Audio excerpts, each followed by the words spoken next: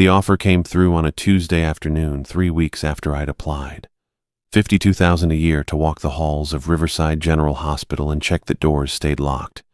I'd been applying for security positions since March. Gas stations, apartment complexes, mall patrol, anything that would keep my landlord from posting eviction notices. Most places offered minimum wage, maybe $1 above if they were feeling generous. This rural Oregon hospital wanted to pay me nearly double what I'd made managing inventory at the warehouse before they'd laid off half the staff. Should have been my first warning. I sat in my studio apartment staring at the email on my laptop, calculator open beside me. The numbers worked. They more than worked. They solved problems. Rent, overdue electric bill, the credit card I'd been dodging calls about. The hospital administrator, some woman named Patricia Volkoff, had written 3 paragraphs about how difficult the position had been to fill. Qualified candidates declining after interviews, previous hires leaving within weeks. She'd made it sound like the night shift was just too isolated, too boring for people used to city excitement. Rural Oregon, graveyard hours, basic patrol duties. I called her back within the hour and accepted. Orientation started on a Sunday evening. The hospital squatted on the edge of town, 4 stories of pale brick and narrow windows that caught the last orange light of sunset. Woods pressed close on 3 sides, dense fir and cedar that made the parking lot feel like a clearing carved from wilderness. The main entrance had that institutional smell, antiseptic and floor wax, and something underneath that might have been boiled vegetables from the cafeteria. Patricia met me in the lobby, a thin woman in her 50s with silver hair cut short and practical. She walked fast, heels clicking on linoleum, handing me paperwork as we moved through corridors painted that particular shade of green that exists only in hospitals and government buildings. "You'll shadow Alexander tonight," she said. "He's been our night watchman for 31 years. Retirement's overdue, honestly, but he insisted on training his replacement personally." We took the stairs down to the basement. The security office sat at the end of a hallway lined with storage rooms and maintenance closets, a cramped space dominated by a desk, filing cabinets, and a wall of monitors showing grainy surveillance feeds. Alexander Howard stood when we entered, a stocky man with thinning gray hair combed over his scalp and bifocals that magnified watery blue eyes. His handshake felt papery, weak. "This is Nathan Rice," Patricia said. "Nathan, Alexander will walk you through the nightly protocols. I'll leave you to it." She disappeared before I could respond, heels fading back down the hallway. Alexander watched me for a long moment, something I couldn't read moving behind those thick lenses. Then he turned to the desk and picked up a worn leather journal, the kind with a strap that wrapped around to keep it closed. The cover had darkened with handling, corners soft from years of being shoved into pockets. "You'll need this." His voice came out gravelly, roughened by age or cigarettes or both. "Read it. Every word. Don't skip nothing." I took the journal, heavier than I'd expected. "What is it?" "Protocols." He sat down heavily in the desk chair, gestured for me to take the folding chair against the wall. "Rules for the night shift, things you need to know." I opened the journal. The first page had been written in careful block letters, black ink faded to brown. "Night protocols, Riverside General." Below that, a list. I skimmed the first few entries. Never enter the pediatric ward between midnight and 3 a.m. under any circumstances. Avoid the 7th floor elevator if the doors open without being summoned. Maintain fresh flashlight batteries at all times. Check before each shift. If emergency broadcasts activate without corresponding alerts from staff, retreat immediately to security office and lock the door. I looked up. Alexander was watching me with that same unreadable expression. "This is..." I started, then stopped, tried again. "What exactly am I supposed to do with this?" "Follow it." He said it flat, matter of fact. "Every rule's there for a reason." "The pediatric ward thing, is that a privacy issue? Some kind of regulation?" It's a survival issue. He leaned forward, elbows on his knees. You stay out of that ward during those hours. You hear crying, you hear anything at all from up there, you stay out. Understood? The fluorescent lights hummed overhead. One of the monitors flickered, showing an empty hallway that could have been anywhere in the building. I'd dealt with paranoid coworkers before. The warehouse had employed a guy convinced that management was monitoring bathroom breaks through the ventilation system. Old Alexander here had probably worked nights for so long that he'd invented problems to make the job feel important. Sure, I said. Understood. His jaw tightened. You're not taking this serious. I'm taking the job serious. I'll do my rounds, check the locks, monitor the cameras. That's what you're paying me for, right? Paying you more than it's worth, boy. He stood, joints creaking. They told you that? How many people turned this down? Actually, yeah. Patricia had mentioned it. I'd figured the isolation scared people off, or maybe the overnight hours. Alexander pulled a flashlight from his belt, heavy-duty mag light that probably doubled as a club. He twisted the end, and bright LED light flooded the office. Fresh batteries, he said. Every single shift. You check them before you start your rounds. This dies on you at the wrong time. He shook his head. Just keep it working. I nodded. Tried to look attentive. He walked me through the rest. How to log entries in the security system, which doors needed manual checks because their sensors glitched, where to find the spare keys for maintenance areas. Normal stuff. Practical information I could actually use. But he kept circling back to that journal, tapping it with one thick finger. Read all of it tonight, before your first solo shift. Some things you need to know before you're walking these halls alone. The night shift staff filtered in around 10:30. I met them in the second-floor nurses' station, Alexander making introductions with obvious reluctance. Catherine Matthews ran the night shift nursing team, a woman in her mid-40s with black hair pulled back tight, and dark eyes that assessed me in one quick sweep. She wore navy scrubs and had the kind of confident posture that came from years of handling emergencies. "Welcome to Riverside," she said. Slight accent, Spanish maybe. Professional smile that didn't quite reach her eyes. "Alexander training you properly?" He gave me the protocols. I held up the journal. Something passed between them. Quick look, gone before I could interpret it. Good. She turned to organize medication charts on the desk. Follow those, and you'll do fine.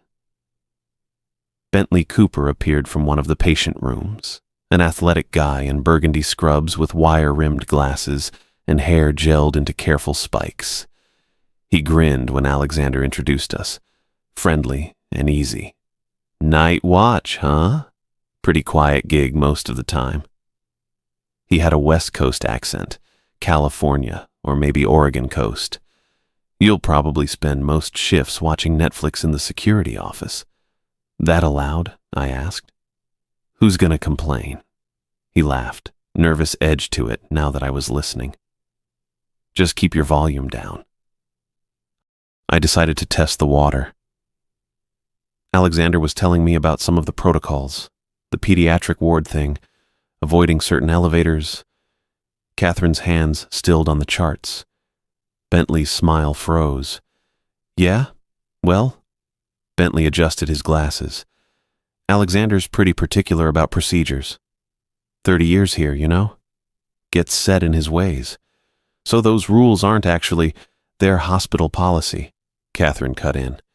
Clipped tone, no room for discussion. "You'll follow them." "I'm just trying to understand the reasoning."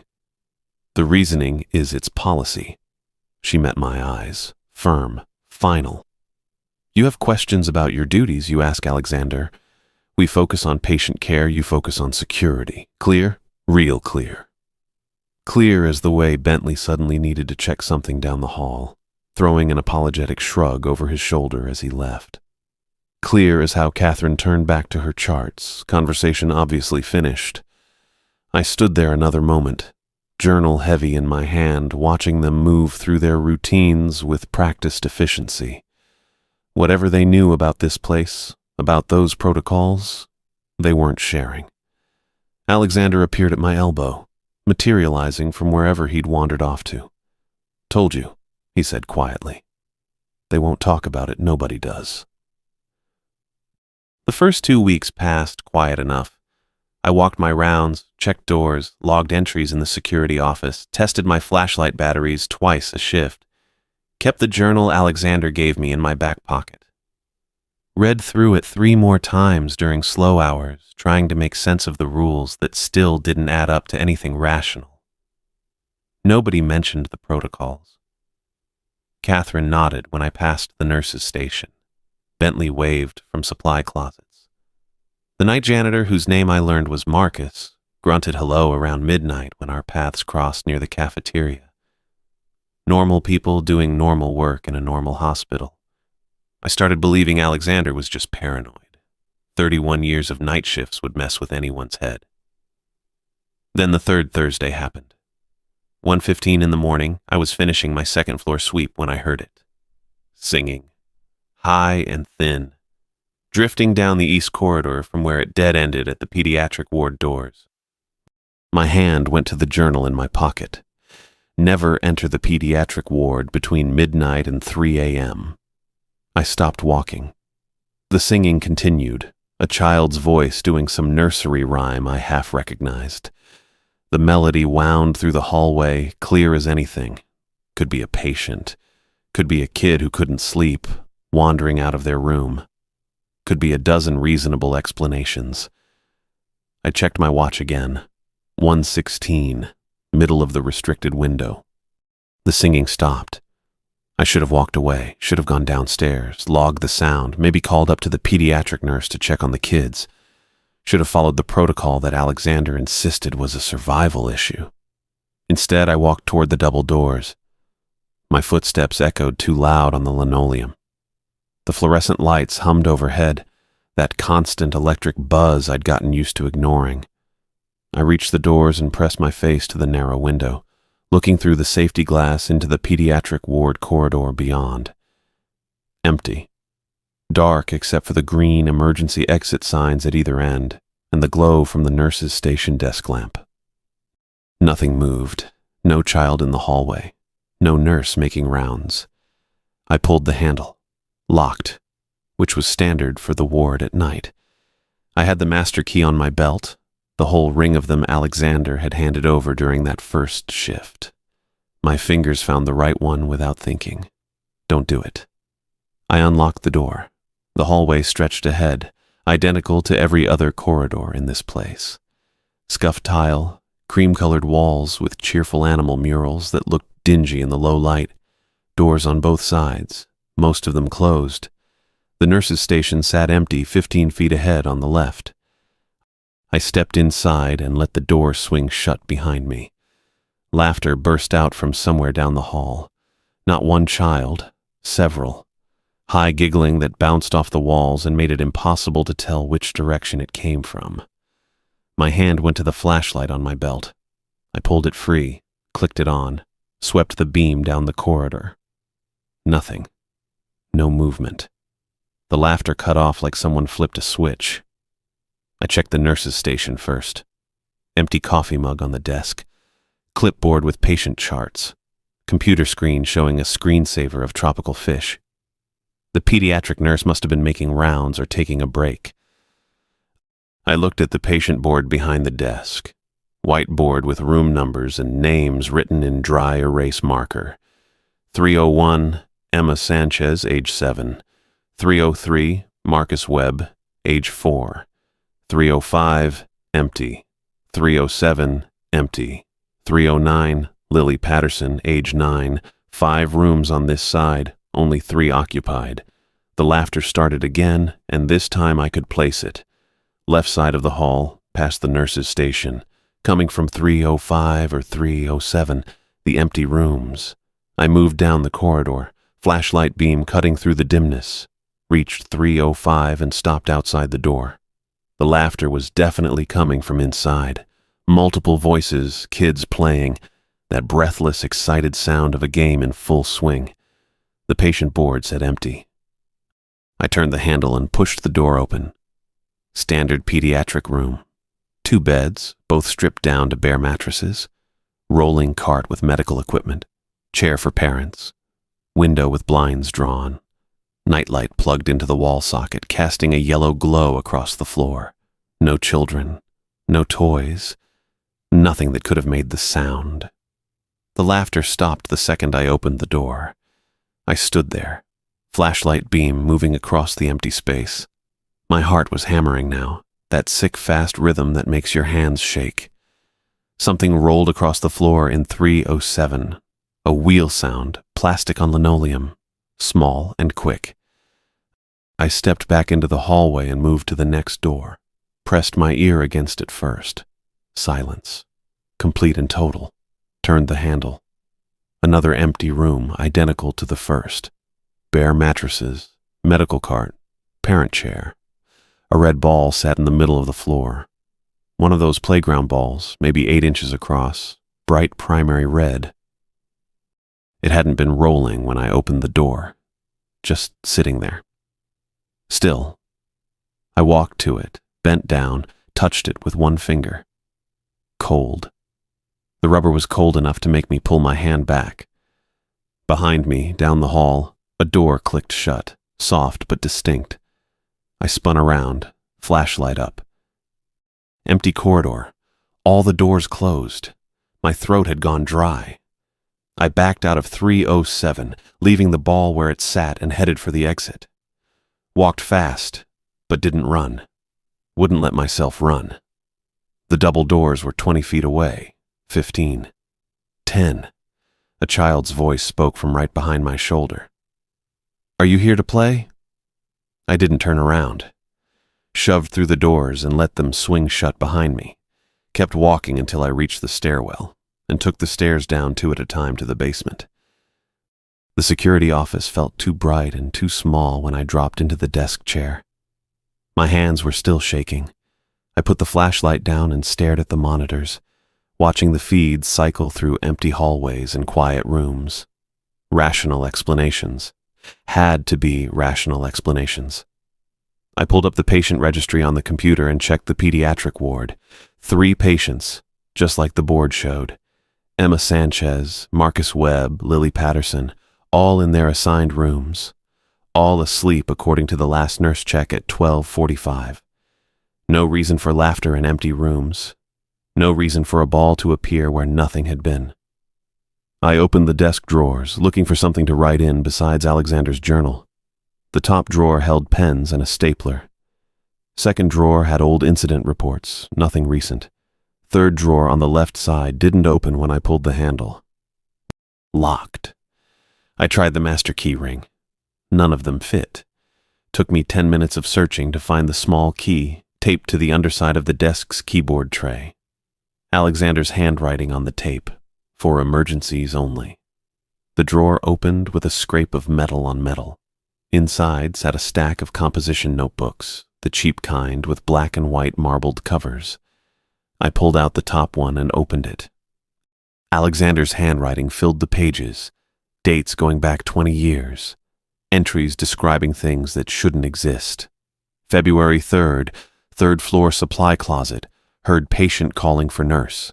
Opened door to find elderly woman in hospital gown sitting on floor. Asked her name. She said Margaret Winters. Checked registry. Margaret Winters died 4 days ago in room 212, June 17th. Pediatric ward 1:30 a.m. Children playing in 307. Counted 5 distinct voices. Room has been empty for 2 weeks. October 9th. Elevator opened on 7th floor without being called. Woman in outdated nurse uniform stood inside. Asked if I was going down. I did not enter. Doors closed after 30 seconds. I flipped through the notebooks, 5 of them, each one filled with similar entries. Patients who died but never left. Voices calling from empty spaces. Shadows moving wrong in the stairwells. The bottom notebook was different. Older, water-stained. The handwriting wasn't Alexander's. First page, dated 1984. Maintenance log. Building anomalies and historical research. I read through it. Whoever wrote it had done their homework. Floor plans from the original construction in 1965. Property records going back to 1892. Newspaper clippings from the town library. The hospital sat on 11 acres at the edge of town. Before 1965, the land held a different building. Willowbrook Orphanage, established 1903. Fire on January 22nd, 1962. Started in the kitchen around 2 a.m., spread through the wooden structure in less than an hour. 37 children died, ages 3 to 14. Most of them trapped in the second-floor dormitories when the stairs collapsed. The orphanage burned to the foundation. They cleared the site and built the hospital 3 years later. I closed the notebook and sat there, staring at nothing. I spent the next 3 nights reading through those composition notebooks, sitting in the basement security office while the hospital settled into its quiet hours above me. Alexander's entries painted a clear picture once I stopped trying to rationalize them away. The protocols weren't superstition or paranoia. They were boundaries, barriers between the living staff and whatever remained from the orphanage fire, presences that grew stronger after midnight when the building emptied out and darkness pressed against the windows. The rules made sense now. Don't enter the pediatric ward between midnight and 3 a.m. because that's when the orphanage children were most active, reliving their routines in the spaces where dormitories once stood. Avoid the 7th floor elevator if it opened without being summoned because nothing living called for it. Keep fresh batteries in your flashlight because darkness gave them strength. Retreat to the security office if emergency broadcasts activated without staff alerts because the building itself sometimes remembered disasters that happened 60 years ago. I followed the protocols after that, checked my routes, avoided the restricted areas, kept my head down and my mouth shut. Worked fine for almost 2 weeks. Then Lexi Griffin came to find me on a Tuesday night around 11:30. I was doing a sweep of the first floor when she appeared at the end of the corridor near the administrative wing, still wearing her light blue scrubs with that silver cross necklace catching the overhead fluorescence. Her face looked pale even from 20 feet away. "Nathan?" Her voice came out quiet, that nervous tremor more pronounced than usual. "Can I talk to you for a minute?" I walked over, flashlight hanging from my belt. "What's wrong?" She glanced down the empty hallway behind her, then back to me. "I heard something earlier, during my med rounds on the 4th floor." Her hands twisted together at her waist. "There's a child crying on the 7th floor. A little girl, I think. She keeps calling for help." My stomach dropped. "The 7th floor?" "I know it's closed off." Lexi's words came faster now, anxious. "But I heard her clearly through the stairwell door. She's scared, Nathan.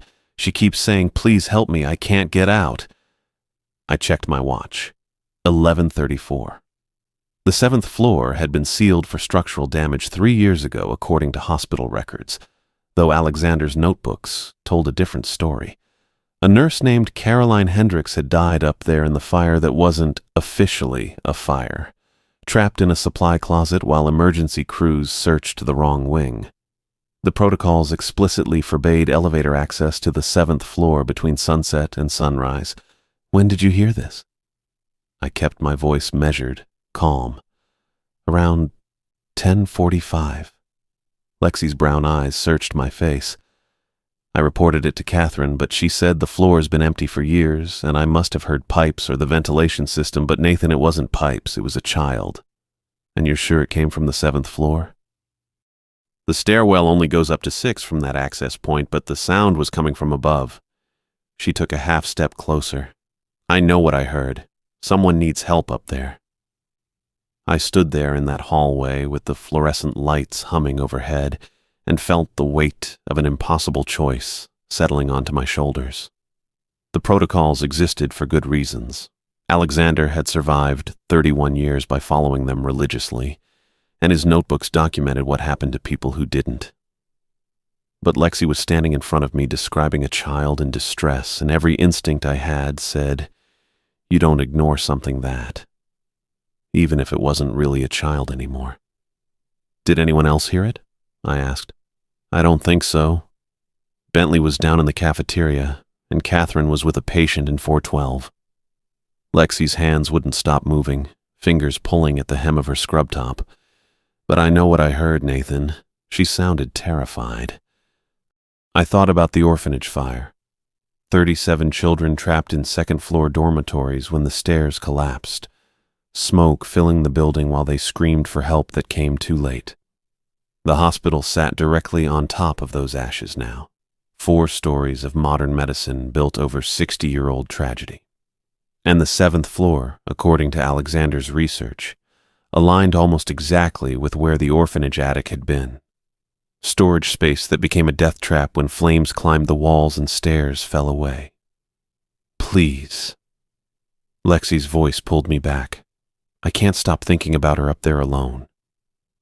I met her eyes and saw genuine concern, the kind of compassion that made someone a good nurse. She didn't know about the protocols, didn't understand what the crying actually meant. I'll check it out, I heard myself say. Relief washed across her face. Thank you, I can show you where... No. The word came out harder than I intended. I softened it. You need to finish your rounds. I'll handle this. She hesitated, then nodded. Okay, but please be careful up there. The structural damage... I know. I was already moving toward the east stairwell. Get back to your floor. I took the stairs to the 6th floor, then stood in front of the door marked Authorized Personnel Only that led to the 7th. My flashlight felt heavy on my belt. My watch read 11:48. The crying started while I was standing there, high and thin, filtering through the door. A child's voice, maybe 6 or 7 years old, sobbing those hiccuping breaths that come from sustained fear. The words were muffled but distinct enough. Please help me. I can't get out. Please. Every protocol Alexander had drilled into me said, walk away. Go back to the security office. Log the report. Let it cycle through whatever loop it was stuck in. I pulled out my master keyring instead. The door opened onto darkness and the smell of dust. I clicked on my flashlight and climbed the last flight of stairs to a corridor that looked like it belonged in a different building entirely. Faded linoleum instead of modern tile, older light fixtures with half the bulbs missing, walls that needed paint. The air felt colder up here, stale. The crying came from somewhere down the hall to my left. I walked toward it, flashlight beam cutting through the gloom. Doors lined both sides of the corridor, most of them closed. Old patient rooms from before the renovations, supply closets, a nurse's station with an empty desk and dead computer monitors. Hello? I kept my voice even. Where are you? The crying stopped, then started again, closer now. Behind a door marked Storage, Keep Locked.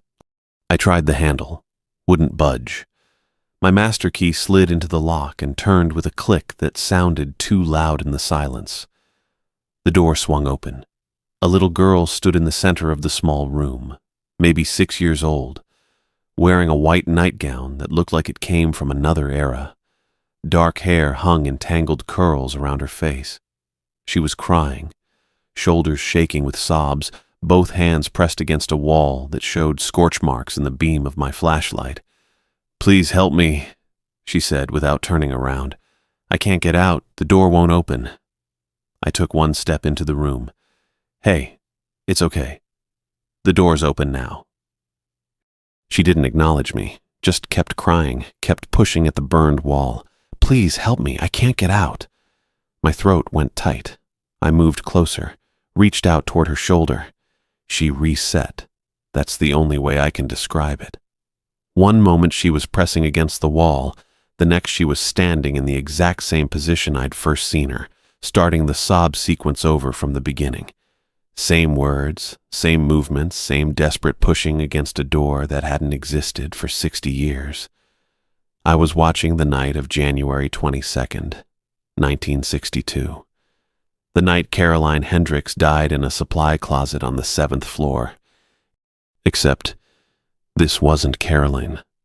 This was one of the orphanage children, trapped in an attic storage room when the fire climbed the walls and the only door swelled shut from the heat. "I see you," I said quietly. "I'm sorry nobody came." She reset again, started crying from the beginning. I backed out of the room and closed the door. The hospital went wrong the moment that lock clicked shut. Emergency lights down the corridor began flashing in sequence, one after another, marching away from me toward the far end of the hall. No alarm sounded, just the lights pulsing red in perfect rhythm, each one triggering the next. I turned and headed for the stairs.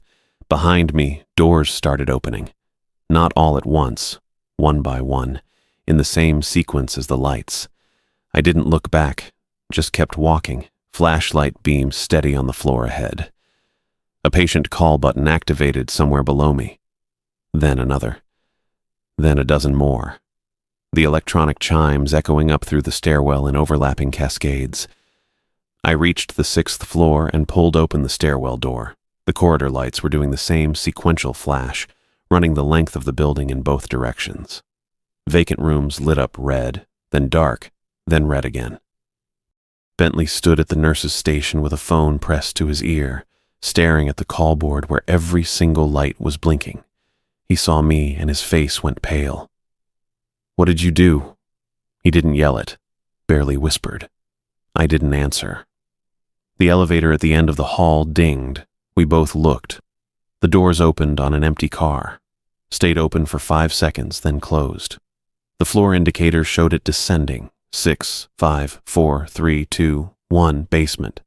Then back up, basement 1, 2, 3, 4, 5, 6, 7. It stopped at 7. Stayed there for exactly 10 seconds. Then started the cycle again. Catherine emerged from a patient room, took one look at the flashing lights and call buttons and the elevator indicator climbing towards 7 again, and turned to me with an expression I couldn't quite read. "Get Alexander's journal," she said, "right now." The emergency lights kept flashing in sequence, running patterns down every corridor on every floor, and somewhere above us the elevator dinged as it reached the 7th floor for the 3rd time. I retrieved the journal from my back pocket. Didn't need to run to the security office for it. I'd been carrying the damn thing every shift since I found Alexander's notebooks. The elevator doors opened on the 6th floor again, empty cab, fluorescent lights humming inside.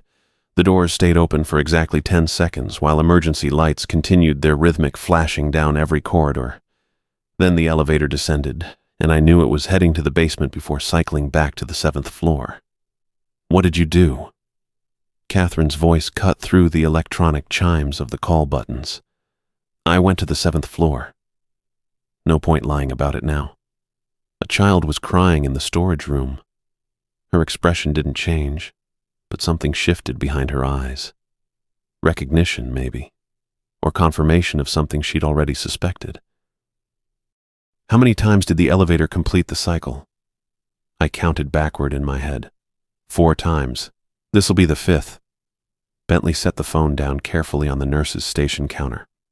"Catherine, the patients are waking up. Mrs. Chen in 604 is asking why her call button activated by itself."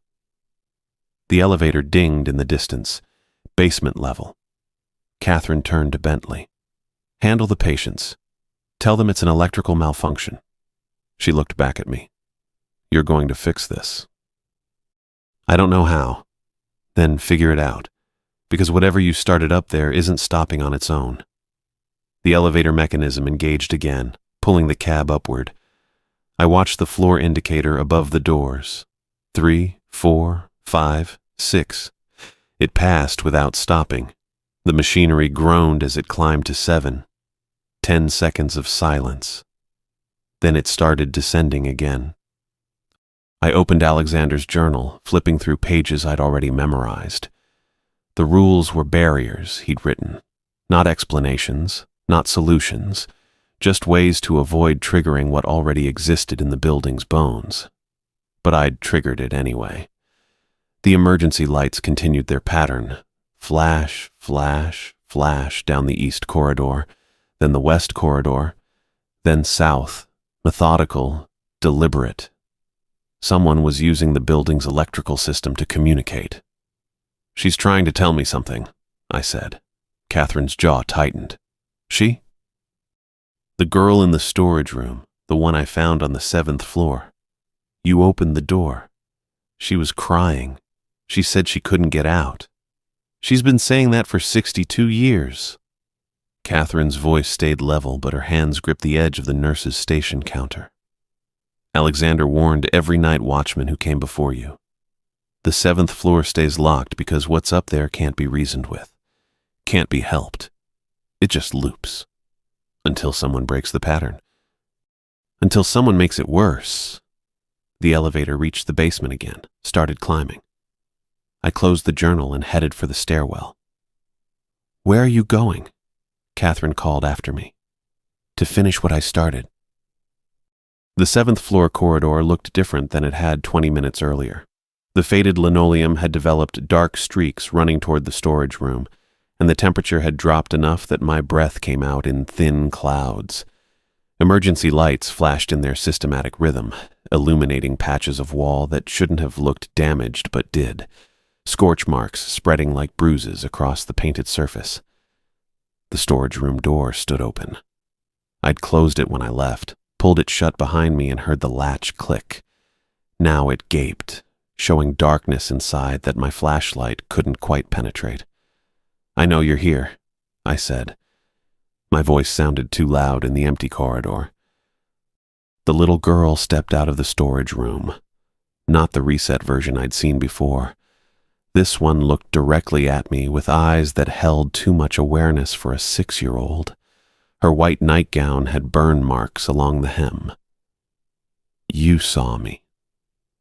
Her voice echoed slightly, like she was speaking from somewhere farther away than 3 feet in front of me. "Nobody sees us anymore. They just follow the rules and pretend we don't exist. I saw you.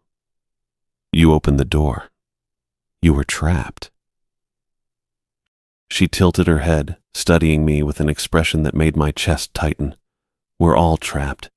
Have been since the fire. Since before the fire, some of us. Some of you? The children from the orphanage, the patients who died scared, the nurse who burned in the supply closet." She gestured down the corridor, and I saw them, shapes forming in the spaces between emergency light flashes. A teenage boy in pajamas from the 1960s, an elderly woman in a hospital gown, a man with bandages wrapped around his head. More behind them, dozens more, crowding the hallway with their translucent forms. My hand tightened on the flashlight. The weight felt inadequate against what I was seeing. "The rules kept you contained," I said. Alexander's notebooks had been clear about that. The protocols weren't protection. They were barriers, ways to avoid drawing attention from what couldn't leave. "The rules kept us separate," the girl corrected. "From the living. From each other. From remembering." She looked back at the storage room. "I've been pushing on that wall for 62 years. I forgot why. Forgot everything except being trapped and scared and alone. The orphanage burned, January 22nd, 1962. Did it?" Her question wasn't skeptical. It was genuine confusion. "I don't remember a fire, just smoke and heat in the door that wouldn't open." Behind her, the other spirit shifted. The elderly woman reached toward a wall, fingers passing through it. The teenage boy stared at his own hands with an expression of deep bewilderment. "They don't remember either," I said quietly. "We remember the fear, the pain, the moment we couldn't escape." The girl's voice stayed steady, but something in her translucent face cracked. "We don't remember what came after. Don't remember that there was an after." The elevator dinged at the end of the corridor. Doors opened on an empty cab. The lights inside flickered in the same rhythm as the emergency lights. You broke the barriers, the girl said. Now we can remember. Now we have to remember. I don't know how to help you remember. Yes, you do. She pointed at the journal in my hand. Alexander wrote it all down. Every death, every spirit, every loop we've been stuck in. He documented us because he couldn't save us. I opened the journal, finding the pages Alexander had marked with careful dates and locations. Caroline Hendricks, nurse, died in 7th floor supply closet fire, April 9th, 1997. Thomas Webb, patient, died in 2nd floor room 214 after trauma surgery complications, June 3rd, 2004. 37 children, ages 3 to 14, died in Willowbrook Orphanage dormitory fire, January 22nd, 1962. The spirits crowded closer, drawn to the documentation of their own deaths. Read it, the girl whispered. Read it so we can remember. So I did. I read every entry Alexander had recorded over 31 years, read the names of children who died calling for help that never came, read about patients who coded in surgery and never understood they hadn't survived, read about Caroline Hendricks, who'd run into a supply closet to grab oxygen tanks during an unofficial fire and got trapped when the sprinkler system failed and the door warped from heat. With each name, each date, each careful description, the spirits became more solid, more present. The teenage boy, Marcus Chen, died in pediatric ward August 1968, pressed both hands to his face and made a sound that might have been a sob. The elderly woman, Dorothy Patterson, died in 4th floor room 409, December 2001, sank to the floor with her head bowed. The girl stood perfectly still, tears running down her translucent cheeks. My name was Sarah, she said when I finished reading. Sarah Mitchell. I was 6 years old. I died because the attic stairs collapsed and the smoke was too thick, and Miss Brennan couldn't reach us in time. Yes. I've been dead for 62 years. Yes. She looked at her hands, watching them fade and solidify in rhythm with the emergency lights. I don't have to push on the wall anymore. No. I can stop now. You can stop now. Sarah Mitchell, age 6, orphanage fire victim, lifted her head and smiled at me. It was the saddest expression I'd ever seen. Then she faded, not dramatically, not with light or sound or any of the theatrical elements I'd have expected. She just, stopped being there. One moment present, the next gone, like she'd finally stepped through a door that had been invisible until she remembered it existed. The other spirits began fading too. Marcus Chen first, then Dorothy Patterson, then Caroline Hendricks, who'd been standing near the supply closet she'd died in. One by one, the corridor emptied as they remembered their deaths and found whatever came after. The emergency lights stopped flashing. The elevator doors closed and the cab descended to the 1st floor, where it belonged. The call buttons went silent. I stood alone in the 7th floor corridor, holding Alexander's journal and my flashlight, and understood with absolute certainty that I'd just destroyed the only thing keeping this hospital safe. The protocols hadn't trapped the spirits. They'd contained them, yes, but more importantly, they'd kept them from remembering. Kept them in their loops, repeating their final moments without understanding what those moments meant. The barriers had prevented the living from triggering the recognition that would set the dead free.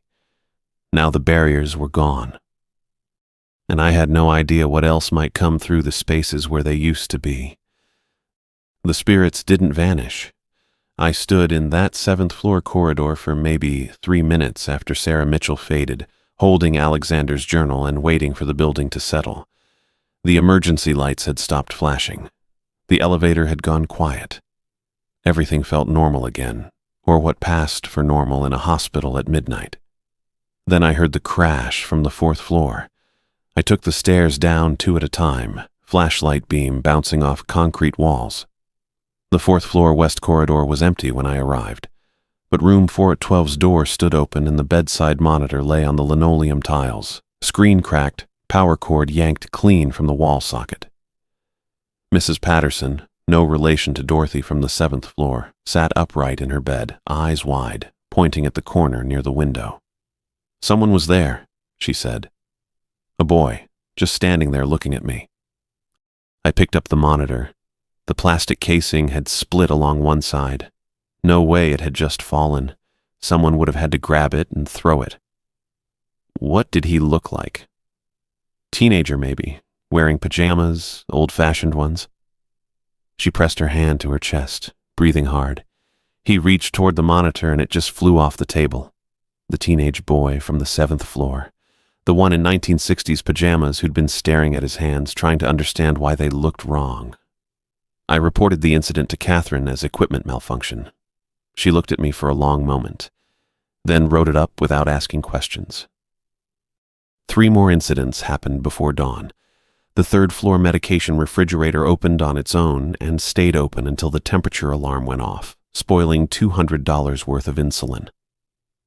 A wheelchair rolled down the 2nd floor corridor with nobody in it, picking up speed until it crashed into the wall hard enough to crack the plaster. And every faucet in the 1st floor bathroom turned on simultaneously at 4:17 a.m., flooding the tile floor before Marcus the janitor could shut off the water main. I wrote each incident in my own notebook. Not Alexander's journal. That stayed in my back pocket. But a fresh composition book I'd bought from the hospital gift shop on my dinner break. Different handwriting, different approach. The spirits hadn't found peace, they'd found freedom. By the end of the week, I'd documented 43 separate incidents. Equipment failures, mostly. Phones ringing with no one on the line. IV poles falling over in rooms where patients swore they'd seen shadowy figures. Light bulbs exploding in sequence down empty corridors at 2 a.m. Cold spots that appeared without warning, dropping the temperature 15 degrees in a 5-foot radius, then vanishing just as fast. Bentley started carrying a thermometer on his rounds. "Room 518, he told me on Thursday night, showing me the digital readout. 62 degrees by the closet, 74 everywhere else. No vents, no windows open, no explanation." I checked my notebook. Room 518. Alexander had documented a death there in 2007. Cardiac arrest patient named Gerald Morrison, who'd coded 3 times before finally staying dead. Bentley didn't need to know that. The patients knew something was wrong, though. Mrs. Chen stopped sleeping with her lights off. Mr. Rodriguez requested a room transfer after seeing a woman in an old hospital gown standing at the foot of his bed. The night shift staff started traveling in pairs. Nobody wanted to walk the corridors alone anymore. Catherine pulled me aside on Friday night, near the 2nd floor nurses' station. "This didn't happen before," she said quietly. "Alexander's rules kept things separate. Alexander's rules kept everyone afraid. Alexander's rules kept everyone safe." She crossed her arms. "You broke the barriers. You gave them attention. Now they're everywhere." I couldn't argue with that. I'd read Sarah Mitchell's name from Alexander's journal, helped her remember she was dead, watched her fade into whatever came after. I thought the others would follow. Thought remembering would be enough to let them move on. I'd been wrong. The realization settled over me sometime during my 3rd week, standing in the basement security office at 2 a.m., looking at the wall of surveillance monitors. Camera 4 showed the 3rd floor corridor. Camera 7 covered the 1st floor lobby. Camera 12 displayed the 6th floor nurses' station. On camera 4, a shadow moved across the wall with no corresponding body to cast it. On camera 7, the lobby elevator doors opened and closed 3 times in sequence, nobody entering or exiting. On camera 12, every light in the corridor flickered in rhythm for exactly 10 seconds, then went still. This was my job now. Not avoiding the spirits, not pretending they didn't exist, not following rules designed to maintain barriers between the living and the dead, understanding them, helping them, finding out what they needed. I'd rejected Alexander's approach the moment I climbed those stairs to the 7th floor. He'd spent 31 years documenting deaths, marking locations, writing protocols to keep the living separate from the trapped. He'd known their names and stories, but never tried to help them move forward. Just maintained the status quo, kept everyone afraid and separate and ignorant. That wasn't going to work anymore. I'd broken those barriers intentionally, knowing exactly what Alexander's rules represented. I'd chosen communication over avoidance, understanding over fear. Now I had to figure out what came next. I started with the basics. When equipment broke down without mechanical cause, I checked my notebook for deaths in that location. When patients reported shadowy figures, I cross-referenced Alexander's journal for matching descriptions. When cold spots appeared, I stood in them and spoke aloud, asking what they needed, why they were still here. Sometimes I got responses, a door opening, lights flickering in pattern. Once, in room 307 of the pediatric ward, I felt small cold fingers brush against my palm when I asked if anyone was there. Mostly, though, I got silence. These spirits weren't like Sarah Mitchell, coherent enough to speak and explain. They were fragments, loops, impressions of trauma burned into the building's memory, repeating without awareness or understanding. I developed methods through trial and error. When the third-floor medication refrigerator kept opening on its own, I researched the room's history and found a nurse named Patricia Yates who died of anaphylaxis in 1994 after a medication error. Wrong drug pulled from that exact refrigerator. I stood there at midnight and read her story aloud from Alexander's journal, acknowledged her death, apologized on behalf of the hospital that had never formally recognized the mistake. The refrigerator stayed closed after that. When the second-floor wheelchair kept rolling into the wall, I tracked down the patient who died in it, stroke victim named Thomas Webb, deceased 2011, found slumped in his wheelchair near that exact section of corridor. I spoke his name, described his death, told him he didn't need to keep trying to reach the nurse's station for help that would never come. The wheelchair stayed parked after that. Slow progress, individual cases. Each spirit needed different approaches, different acknowledgments.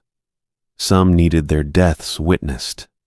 Some needed apologies. Some just needed someone to say their name and confirm they'd existed, mattered, been real. I was learning, adapting, becoming something Alexander had never been. Not a watchman avoiding the darkness, but a guardian helping the lost find their way out of it. I ran into Lexi on Tuesday morning, 6 a.m., just as the day shift was arriving. She was leaving through the main lobby, light blue scrubs rumpled from her overnight shift, silver cross necklace catching the early sunlight through the entrance windows. "Hey," she said, offering a tired smile. "Quiet night." I thought about the cold spot in room 604, the shadow that had moved across camera 4's feed, the sound of children laughing from the pediatric ward at 3 a.m. that had faded when I'd approached. Quiet enough. You? Exhausting. She shifted her bag to her other shoulder. I've been pulling doubles all week. I think it's catching up with me. You should get some rest. I will.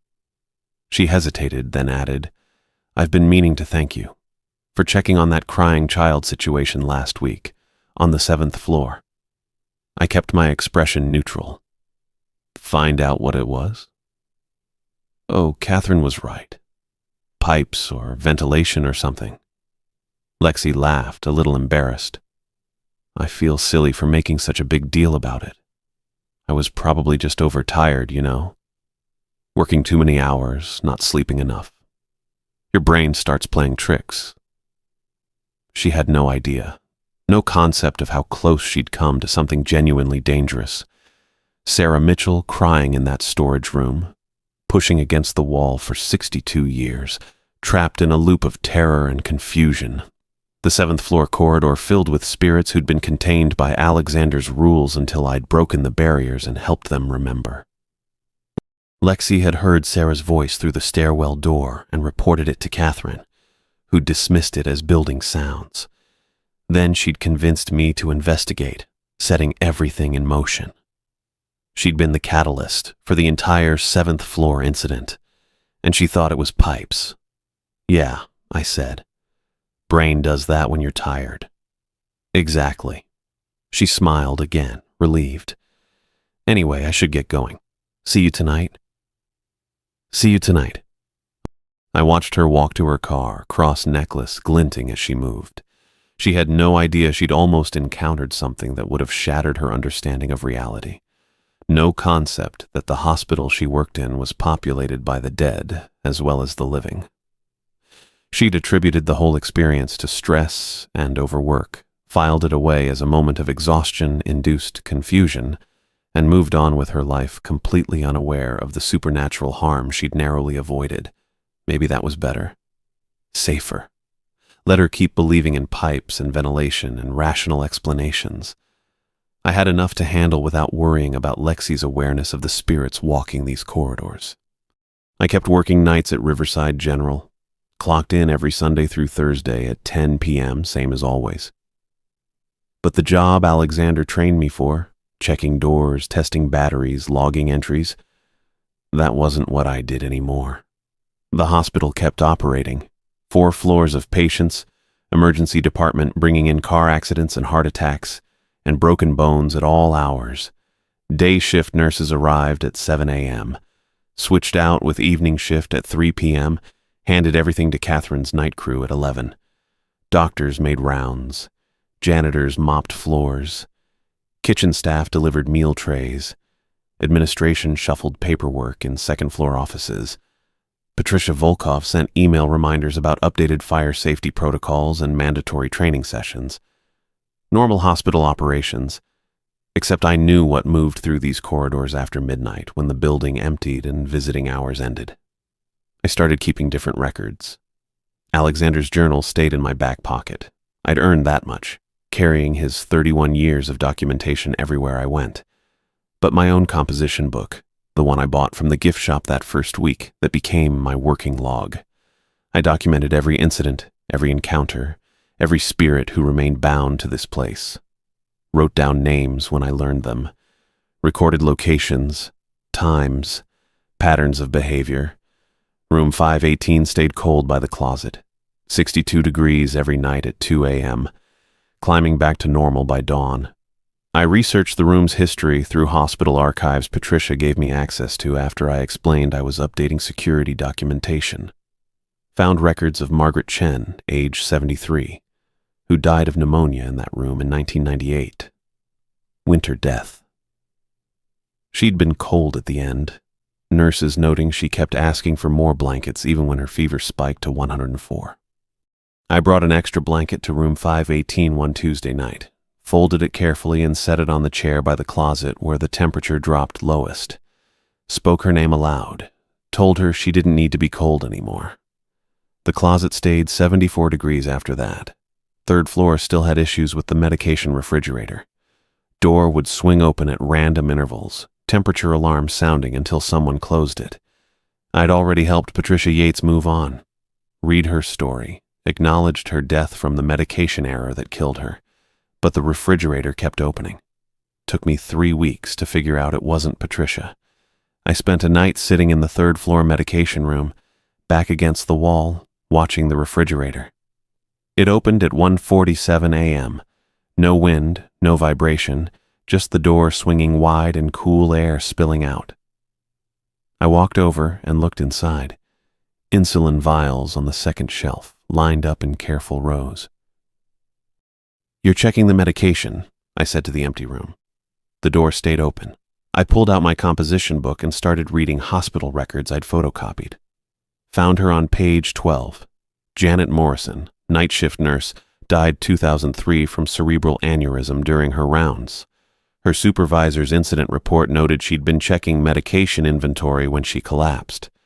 They found her on the floor by the refrigerator, clipboard still in her hand. "You were doing your job," I told her.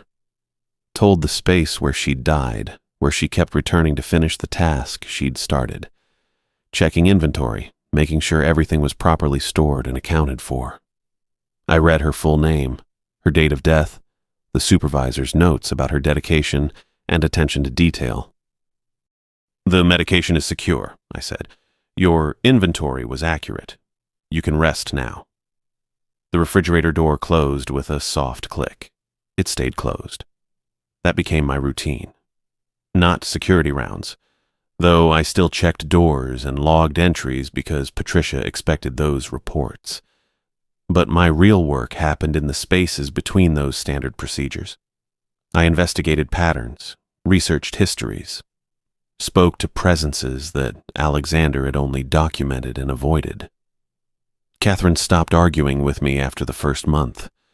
She'd been furious those initial weeks, pulling me aside at the nurse's station and telling me I'd made everything worse, that Alexander's protocols existed for good reason, that I had no idea what I was dealing with. But the incidents decreased. Equipment stopped malfunctioning as frequently. Cold spots faded. Phones stopped ringing with no caller on the line. "You're actually fixing it," she said one night in early December. We stood at the second-floor station, her reviewing charts while I updated my log. "I thought you'd just stirred everything up and left us to deal with the chaos." "I stirred it up," I admitted, "but Alexander's way. Keeping everyone separate, maintaining barriers that just prolonged everything. These people died here. Some of them died badly. They're stuck in those moments, repeating them, trapped in fear and confusion." Catherine set down her pen. "And you help them remember." "I help them understand. Once they know what happened, once someone acknowledges their death and their story, they can move on. Find whatever comes next." She looked at me with an expression I couldn't quite read. "You believe there's something next?" I thought of Sarah Mitchell fading from the seventh-floor corridor, her sad smile as she stopped existing in this space. The way Marcus Chen and Dorothy Patterson and Caroline Hendricks had simply stepped through invisible doors once they remembered their own deaths. "Yeah," I said. "I believe there's something next." Bentley became my unofficial research assistant. He'd always been curious, asking questions Alexander shut down, wanting to understand the protocols instead of just following them blindly. When I started investigating room histories and tracking spirit patterns, he volunteered to help. "Room 604 again," he told me one Wednesday night, appearing at the security office door with his thermometer. Mrs. Patterson reported her call button activating on its own. Temperature's normal, but I heard footsteps by the window when the room was empty. I checked my notes. Room 604 had 3 documented incidents in the past month, all between 1 a.m. and 3 a.m., all near the window. "I'll look into it," I said. I found records of Thomas Webb, different Thomas from the wheelchair incident, who died in room 604 in 2007. Heart attack, survived the initial event, died 3 days later from complications. His wife's visitor log showed she'd sat by the window every afternoon, then stopped coming the day before he died. He'd died alone, watching that window. I spent a night in room 604 after Mrs. Patterson transferred to a different room. Sat in the chair by the window from midnight to dawn. Spoke Thomas Webb's name. Told him his wife had been there. That she'd stayed as long as she could. That sometimes people couldn't bear to watch the end.